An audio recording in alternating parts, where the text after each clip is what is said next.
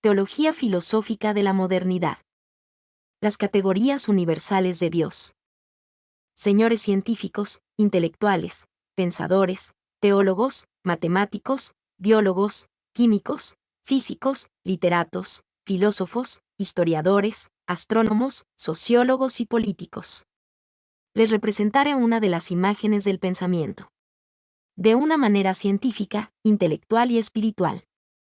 Con el fin de que a través del entendimiento de unas cuantas verdades reveladas por Dios a los hombres, lleguen a ser sabios. Pero les haré una advertencia. Si después de leerla, desean analizar y entender este tratado, háganlo. Hoy sobre la tierra de los vivientes me he sentado a reflexionar y pensar en Dios. Y su Santo Espíritu me ha permitido cuestionar el alto grado de desorden al que nosotros los vivientes hemos llegado. Por esta razón mi Maestro Jesucristo me ha dado vida para llevar a cabo la hermosa misión de aclarar algunas dudas generadas en el corazón de los materialistas en la tierra. La iniciativa de mi Rey ha sido generada por uno de los principios fundamentales que habitan en su ser. Este principio es el mayor de todos fundamentos espirituales que existen en el corazón de Dios, me refiero al amor. El Espíritu Santo de Dios es bueno, bello, santo y justo. Como consecuencia de su hermosura, me ha permitido comprender que la multitud de los hombres santos, a los cuales Dios les ha dado espíritu de ciencia, menosprecian equivocadamente a todos los pensadores materialistas. Lo cual ha generado una de las peores consecuencias. Me refiero a la tristeza y soledad de las almas de aquellos hombres por los cuales Jesucristo entregó su vida. ¿Acaso Jesucristo no entregó su vida por todos los hombres? ¿Acaso los materialistas no poseen alma? ¿Acaso si dedicáramos nuestro saber científico al amor de Jesucristo, no salvaríamos del error el alma de multitud de intelectuales? ¿No se sienten en la plena capacidad para brindar razones filosóficas dignas que acerquen el alma de nuestros pensadores a la salvación de Jesús? Les hago la advertencia, señores científicos, intelectuales, pensadores, teólogos, matemáticos, biólogos, químicos, físicos, literatos, filósofos, historiadores, astrónomos, sociólogos y políticos. Si ustedes menosprecian esta obra que hoy escribo para todos ustedes, mi linaje por mano de Dios a nivel científico y en todas las esferas del conocimiento les reprochará día a día la falta de moral con la que viven. No habrá materia que se me dificulte para recordarles cuánto Dios los ama, y su intenso deseo de que ustedes aprendan de su gran sabiduría, con el fin de que lleguen al conocimiento de todas las causas. Por otra parte, la moral es uno de los elementos preciosos que nosotros los hombres hemos perdido casi por completo. Ayúdenme por favor a llevar el conocimiento de Dios a los intelectuales más grandes de la tierra. Solo así cubriremos multitud de pecados. La mayor sabiduría a la que pueden llegar los seres humanos es la santidad. Comparen la gran diversidad de virtudes que el hombre bueno puede llevar a la práctica, las cuales se pueden aplicar para el mejoramiento de sus almas. Y díganme si hay virtud más grande que la santidad. Cuando realicen aquel examen, síganme de cerca ya que estoy muy próximo a realizar una poderosa indagación. Si ya lo han hecho, señores pensadores, abordemos nuestra futura reflexión y hagamos de ella un elemento digno de pensadores. José Orlando Melo Naranjo. El género es la esencia primitiva que origina el nacimiento de la especie. Por esta razón consideramos a los géneros como el primer elemento de una especie. Conforme a esta máxima podemos analizar en la naturaleza formada por Dios, que el género de los animales es uno, el cual encierra a todos los animales de la naturaleza. Si decimos animal nos referimos a todas las especies de este individuo, es decir, a todos los animales. Lo que no acontece con la especie de los animales, pues sabemos que existen varias. Ejemplo, la especie terrestre, la especie acuática y la especie aérea. Cada una de estas especies encierra un gran número de especies, las cuales a su vez se dividen formando simultáneamente una cadena evolutiva conforme al orden establecido por Dios. El género de la vida es uno solo, el cual abarca en la extensión de su infinidad varias especies de la existencia. Es decir, cuando hablamos de vida, nos referimos al género universal que encierra a la totalidad del conjunto, formado por todos los hombres, por todos los animales, por todas las plantas, por todos ángeles y por todas las almas. Lo que no acontece cuando hablamos de la existencia de los hombres, de los animales, de las plantas, de los ángeles y de las almas. Ya que cada una de estas existencias posee un fin diferente en su esencia primitiva, lo que las determina a través de su sistema genético, el cual Dios ha formado mucho antes de que lleguen a la existencia. Después del Padre, del Hijo y del Espíritu Santo, no se puede encontrar una existencia más bella y más armónica que la del hombre, puesto que es la única existencia privilegiada por Dios. Ya que los hombres participan de la conciencia, gracias a esta última pueden diferenciar el bien del mal. La conciencia de los hombres les permite apreciar que son los únicos seres creados por Dios a los cuales se les ha permitido conocer las demás existencias, sin que éstas conozcan la suya. Lo que se demuestra con los estudios que el hombre desarrolla acerca de la naturaleza de las cosas. Lo que no acontece con la naturaleza, por la sencilla razón de que la naturaleza fue creada para los hombres y no los hombres para la naturaleza. De no ser así, los hombres serían el objeto de estudio observado continuamente por los animales, las plantas, las cosas y los ángeles. Cosa que no acontece en realidad continua de la cual participamos. La lógica que se forma a partir de nuestra conciencia nos demuestra que nosotros los hombres somos los únicos seres pensantes y racionales a los que Dios ha destinado el entendimiento de las cosas espirituales. Esta es la razón inicial por la cual los hombres forman una de las concepciones más precisas que pueden existir, me refiero a la concepción del alma. Puesto que es la concepción más elevada y digna que poseemos como especie humana, es la concepción que nos manifiesta la realidad de Dios. Aquellos que dicen que provenimos del Homo sapiens se contradicen a sí mismos, ya que no vemos a los monos observando el comportamiento del hombre para luego estudiarlo. A no ser que los científicos que afirman esta clase de paradojas se consideren un mono. Si provienen del mono deberían estudiarse a sí mismos y no a los monos. Por lo tanto podemos concluir que no saben lo que dicen. Porque si lo supieran no buscarían afuera lo que creen tener adentro. Es decir, si creen tener el ADN del Homo sapiens deberían investigarse a sí mismos por llevar las respuestas dentro de sí. Y no investigar afuera. Como investigan afuera de sí mismos, podemos comprobar que se contradicen y no poseen una certeza real de lo que afirman con tanta seguridad. Esta clase de hechos no poseen una realidad lógica con la verdad de las cosas. Esta es la razón por la que no me alejo del raciocinio universal de mi Señor Jesús. Si nosotros los hombres comprendiéramos el pensamiento de Jesús y lo pusiéramos por práctica, llegaríamos al conocimiento verdadero de las cosas. Puesto que Él conoce las causas que dieron origen a todo. José Orlando Melo Naranjo. La creación de las cosas pertenece a Dios. El género de los hombres apartados de Dios, a partir del cual se multiplicó la especie humana, es Adán. Cuando el hombre se apartó de la gracia de Dios, se formó algo contrario al género de la vida creado por Jesús y su Santo Espíritu. Aquello contrario a la vida fue la muerte. La muerte no es un género. Porque si fuera un género encerraría al conjunto de todas las clases de existencia que poseen vida. La muerte encierra a los animales y a las plantas. Pero no puede encerrar a los hombres, ya que estos últimos participan de alma. Una demostración innegable de lo que venimos diciendo se encuentra en la resurrección de Jesucristo. De no ser así, no encontraríamos en el testimonio de los hechos históricos la división del tiempo, la cual es representada por el antes y después de Jesucristo. ¿Acaso la división que se hace de la historia, se hace tomando como punto de partida y de sucesión el nombre de Buda? ¿O el nombre de algún líder religioso? Evidentemente no. Este privilegio es uno de los honores que Dios hace a su Hijo en medio de los vivientes. ¿Qué hombre de nosotros posee la información de toda su genealogía? Ciertamente ninguno. De Jesucristo podemos decir todo lo contrario, la totalidad de su genealogía se halla en el Evangelio de San Mateo. Los hechos históricos hablan por sí mismos. Volviendo a nuestra antigua memoria podemos decir, que el género que originó la multiplicación de la especie humana, por el deseo de abarcar las esferas del conocimiento, se acercó por sí mismo a los fundamentos de la razón primitiva. Como consecuencia, Adán y Eva abrieron sus ojos y se hallaron totalmente perplejos con respecto a la concepción del bien y del mal. Este es el conocimiento más legendario, antiguo y primitivo que puede existir. Ya que del mismo se forman los principios morales e inmorales, por esta sencilla razón, la moral es uno de los principios que el hombre puede comprender pero que a su vez le cuesta aplicar a la realidad de las cosas. puesto que hay gran diferencia en poseer el conocimiento de algo de una manera aparente, a conocerlo casi en su totalidad espiritual. Ya que si conocemos las causas primarias de algo sabremos cómo aplicarlo al conocimiento que generan los efectos resultantes del movimiento.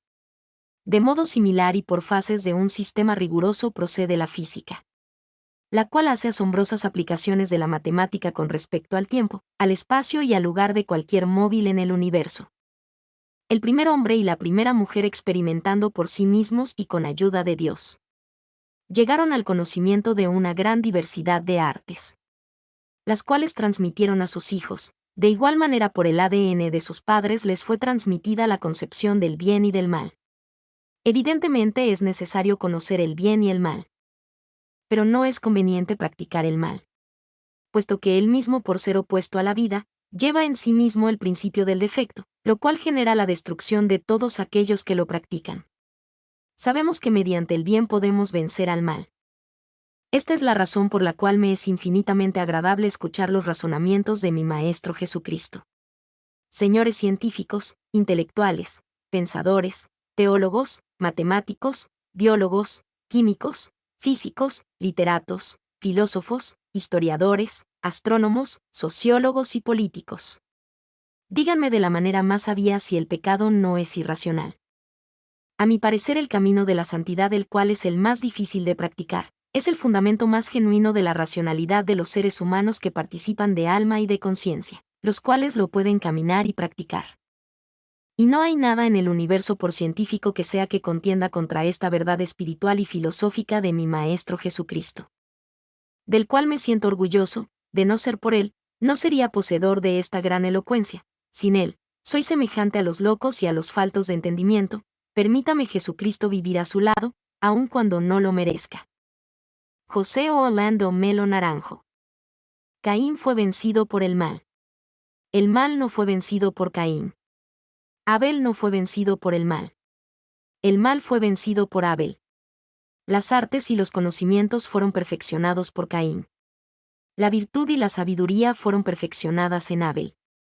Las tinieblas influenciaron a Caín. Caín no influenció a las tinieblas. Abel no fue influenciado por las tinieblas. Abel influenció el bien para vencer a las tinieblas. Caín perdió el amor por su propia sangre. Su propia sangre no perdió el amor por Caín. Abel no perdió el amor por su propia sangre. Su propia sangre perdió el amor por Abel. Adán y Eva nunca dejaron de amar a Caín y Abel. Caín y Abel nunca dejaron de amar a sus padres. Solo Caín dejó de amar a Abel. Abel nunca dejó de amar a Caín. Caín fue amado por todos. Caín no dejó de amar a todos, solo dejó de amar a uno solo. Ese solo no dejó de amar a Caín. Caín fue un hombre que cometió errores al igual que Abel, puesto que todos los hombres cometemos multitud de errores. La diferencia fue que los errores de Caín no tuvieron reparación, mientras que los errores de Abel fueron reparados. Caín fue altamente eclipsado por Abel. Abel no fue para nada eclipsado por Caín. Señores científicos, intelectuales, pensadores, teólogos, matemáticos, biólogos, químicos, físicos, literatos, filósofos, historiadores, astrónomos, sociólogos y políticos. ¿Acaso, aquellos que tienen hermanos, no son eclipsados por alguno de ellos? Ejemplo, mi hermano ha sido uno de los jóvenes a los cuales Dios ha dotado de un espíritu armónico, el cual trabaja para que todo aquello que desea se cumpla, y a su vez pueda llevar a buen término todo aquello que emprenda. Este maravilloso regalo me ha eclipsado toda la vida ante la presencia de mi madre y de la sociedad entera. En mi caso acontece todo lo contrario.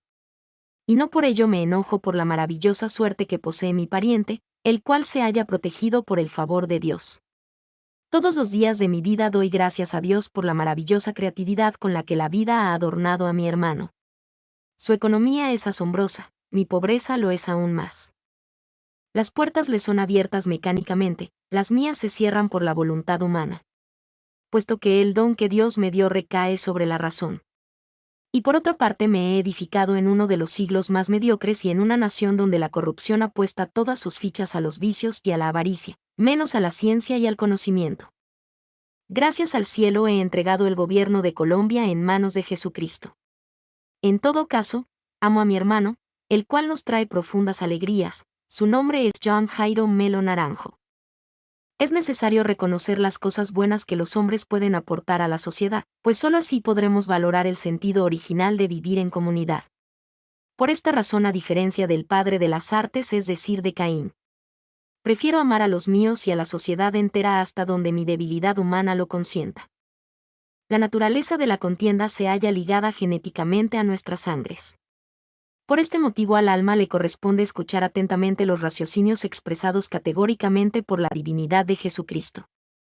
Nuestra actual sociedad se desborona más rápido que las que fueron antes de nosotros, puesto que la inmoralidad ha consumido gran parte de nuestros pensamientos, los cuales arden cada vez que los aviva el fuerte viento de los vicios. Los hombres que han tratado con todas sus fuerzas de conservar la virtud en sus almas, ha logrado conquistar la más fuerte de las templanzas de todos siglos. Por la sencilla razón que el avance científico nos permite tener al alcance de nuestras manos cualquier deseo de nuestras almas. No hay deseo que se aleje a las esferas de la imposibilidad, ya que todos están resumidos a nuestra última palabra. Y no por ello debemos culpar a la ciencia, sino al hombre que no vive conforme a las leyes de la justicia. José Orlando Melo Naranjo. Al entendimiento guiado por la razón, le parece oscuro el pensamiento de algunos materialistas, ya que comparar la especie humana con la especie de los animales es descender categóricamente a los extremos más bajos de la realidad. Esta clase de lenguajes generan colisiones con la realidad de las cosas y equivocadas interpretaciones que se apartan inútilmente de la lógica.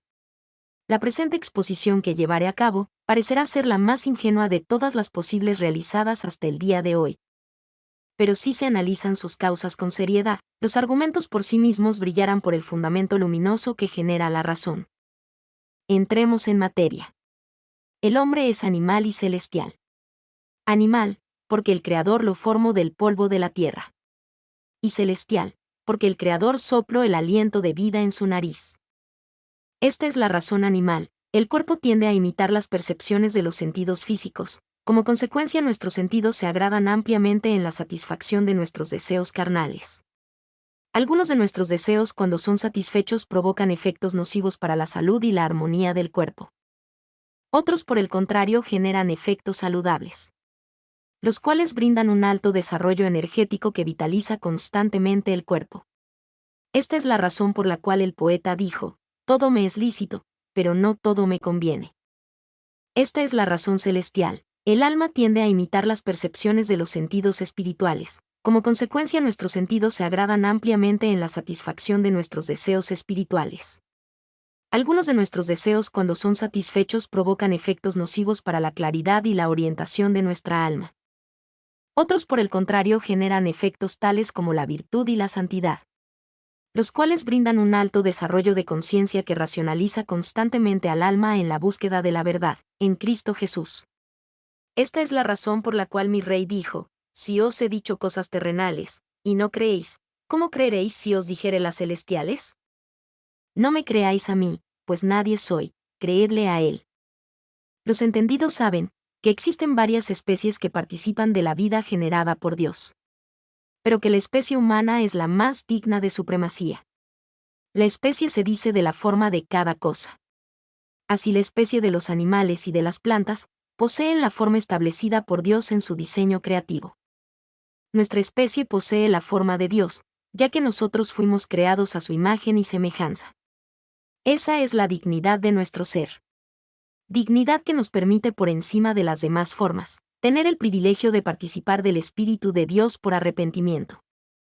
Motivo por el cual Salomón, rey de Israel, hijo del salmista y legislador David, dijo: el polvo vuelve a la tierra, como era, y el espíritu vuelve a Dios que lo dio.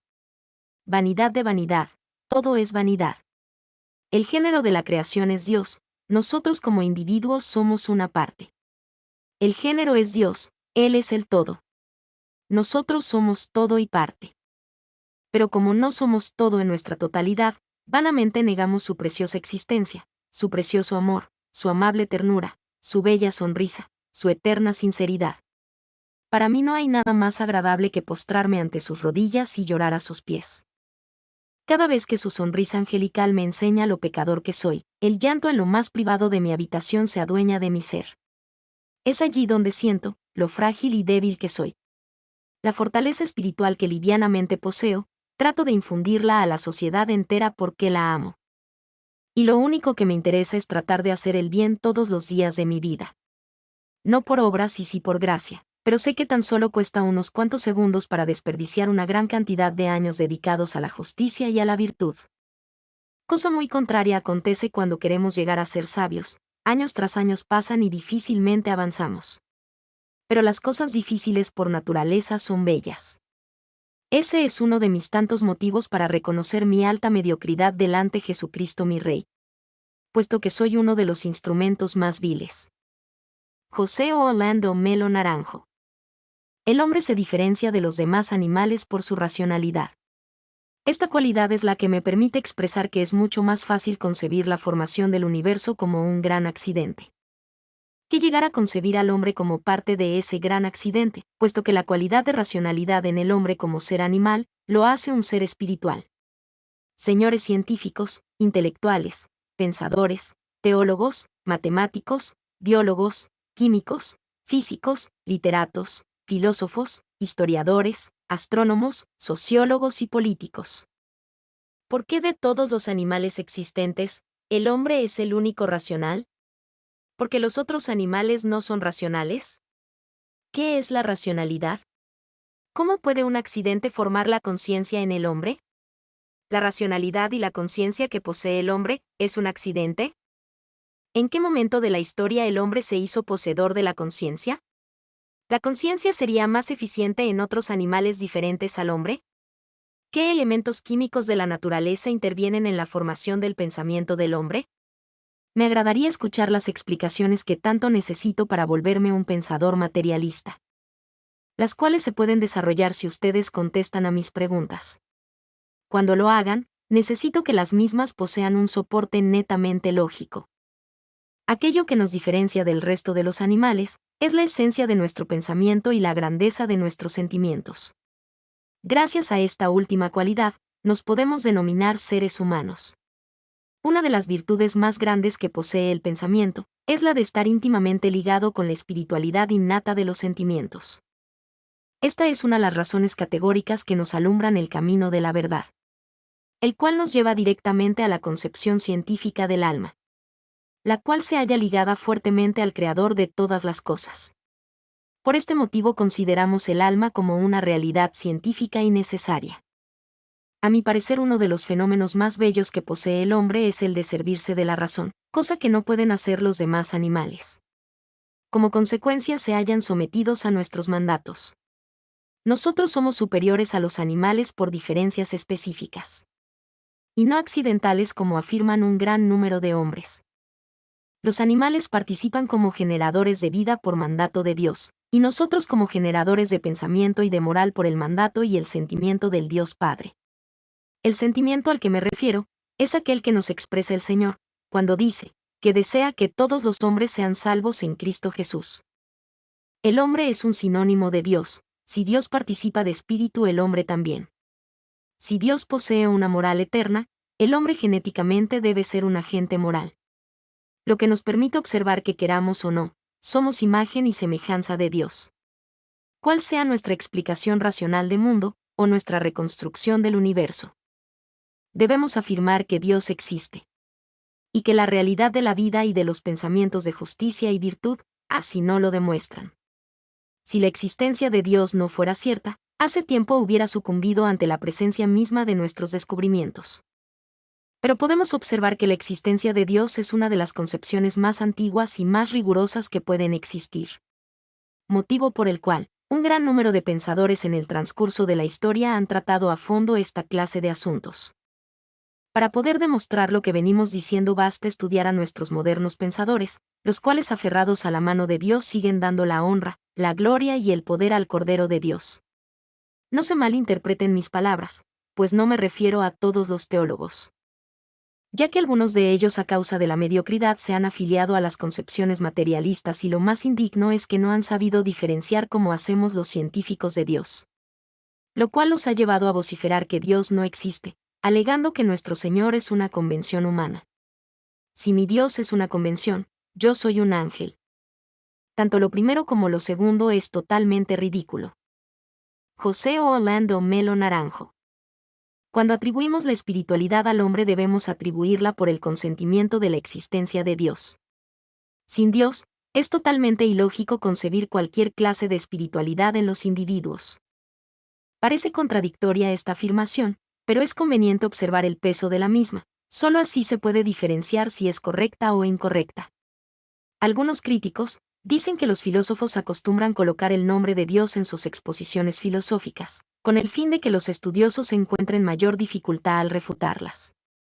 Cosa que me parece cierta en algunos aspectos, pero muy falsa en la mayoría de los casos.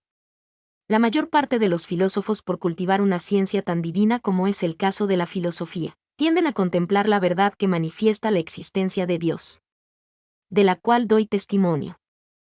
Este ensayo es redactado por un gran filósofo, al cual no le interesa la aprobación de todos los pensadores, simplemente le interesa el alma de los mismos. Aprueben este tratado o no lo aprueben, estará abierto a quien desee leerlo y comprender que solo las maravillas de Dios hacen al hombre sabio. Una mañana me encontraba leyendo las Sagradas Escrituras, cuando de repente se me acercó una mujer y me dijo: ¿por qué lees la Biblia? ¿Acaso perteneces a un grupo religioso? A lo que contesté: leo la Biblia porque deseo alcanzar sabiduría, y leo libros porque deseo llegar a un buen nivel de conocimiento. Lo cual la confundió un poco y me dijo: quizás tengas razón. Observen que conteste a su primera pregunta, aquella de por qué leía la Biblia, pero no conteste a la segunda, en la cual me indagaba si pertenecía a algún grupo religioso. Ya que no lo consideré conveniente, puesto que no pertenezco a ningún grupo religioso. Cuando se dice que el hombre es un animal formado evolutivamente por la naturaleza y no por Dios, automáticamente se anulan las esferas espirituales del ser creado por Dios. Razón por la cual los materialistas hablan de las impresiones que forman los procesos mecánicos en las actitudes de los hombres, de las cuales se hacen interpretaciones erróneas que llevan a concebir alguna especie de alma en el individuo, el cual no es afectado por ninguna fuerza espiritual y sí por una maquinaria muy compleja denominada cerebro. A mi parecer se acercan bastante a la realidad de los hechos, pero fallan en el análisis de algunas causas categóricas que se hallan en la naturaleza de las cosas y de los seres formados por Dios. Los sentimientos revelados por el Espíritu Santo son mucho más complejos, puesto que forman la interpretación de los pensamientos de Dios, los cuales son revelados a los hombres mediante Jesucristo. La doctrina de Jesucristo nos enseña el camino de la verdad, el cual nos manifiesta espiritualmente y científicamente la realidad evidente y lógica que posee la existencia del alma. Como consecuencia, los hombres de Dios buscan continuamente la espiritualidad y la eternidad. Algunos hombres vagan inútilmente tratando de buscar por todos los medios posibles alguna clase de espiritualidad que les permita saciar la necesidad de Dios, motivo por el cual se ven enredados en toda clase de sectas que carecen de raciocinio y de conocimiento del Dios vivo. Hace poco un hombre, escuchando un documental con relación a las profecías de los mayas, me preguntó: ¿tú crees que el mundo va a llegar a su fin en el mes de diciembre del año 2012, tal como lo predijeron los mayas? A lo cual le respondí: no, y recuerda las palabras del maestro cuando dijo: pero el día del fin y la hora nadie sabe, ni aun los ángeles de los cielos, sino solo mi Padre.